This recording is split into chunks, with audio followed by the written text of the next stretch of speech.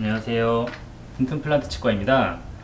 아무리 치아 관리를 꼼꼼하게 하는 사람이라도 살면서 한 번쯤은 치아 고민이 생길 수밖에 없을 텐데요. 특히 나이가 들어 치아가 약해지는 시기가 되면 임플란트에 대한 고민이 많아질 수밖에 없습니다. 치아 고민, 그 중에서도 임플란트와 관련된 실제 사연을 들어보고 원장님께서 직접 해결해 드리는 시간, 튼튼의 참견입니다. 그럼 튼튼의 참견 첫 사연을 한번 만나볼까요? 안녕하세요. 30대 초반 남자입니다. 제가 고등학생 때 하악, 어금니 양쪽이 빠졌습니다. 불편하다고 느낀 적이 없어서 방치해 뒀었는데 지금 확인해보니 치아들이 많이 벌어져 있더라고요. 심각성을 느껴 치료를 시작하려는데 현재 좌우 양쪽 둘째 작은 어금니가 하나씩 없는 상태고 치과 상담을 두 곳을 받아봤으나 첫 번째는 치조골이 많이 줄어들어서 임플란트 식립이 불가능해서 브릿지 치료를 해야 한다고 합니다.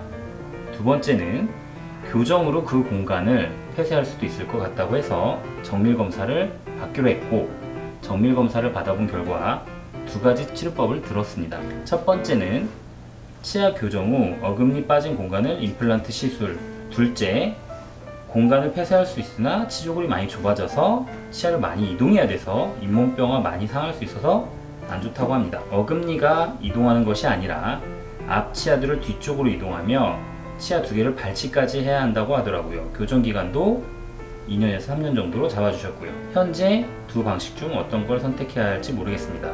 두 번째 방법을 시도해 본 뒤 안되면 첫 번째 치료를 하기로 했는데 잘한 선택일까요? 원래는 그냥 임플란트를 생각하고 있었는데 공간 폐쇄가 가능할 수도 있다는 얘기를 듣고 임플란트에 대한 고민이 많아졌습니다. 사실 나이도 있다 보니 또 교정을 3년간 하는 것도 부담이 됩니다. 이래저래 고민이 많은데 임플란트를 진행하는 것이 맞을까요? 안녕하세요. 튼튼 플란트 치과 대표 원장 오병두입니다. 튼튼의 참견 첫 번째 사연은 두 가지 치료 계획을 상담받고 고민하는 내용이었는데요. 아무래도 한번 하면 오랫동안 튼튼하게 써야 하는 치아에 대한 치료인 만큼 많은 고민을 할 수밖에 없는 것 같아요. 하지만 치과를 잘 선택해서 임플란트를 진행한다면 앞으로 편하게 치아를 사용하고 통증에 시달릴 일도 없을 텐데요.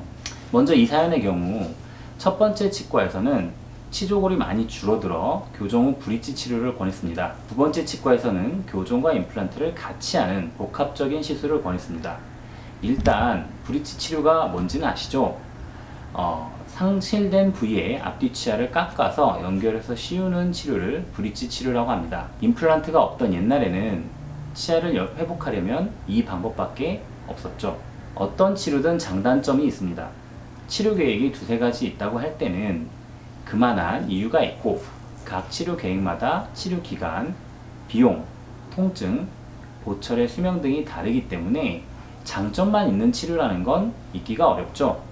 일단 이 환자분 같은 경우 교정과 임플란트를 다 하는 건 비용과 시간이 많이 소요되어 환자분께 부담이 되지 않을까 싶습니다. 제 견해로는 치조골이 상실된 부위에 인공뼈 이식을 통해서 치조골을 회복한 후에 임플란트 치료로 마무리하는 것이 여러 가지 면에서 합리적이라 생각이 됩니다.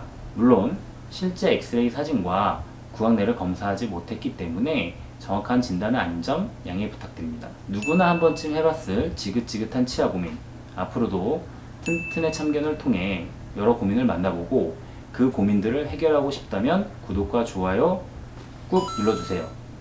감사합니다.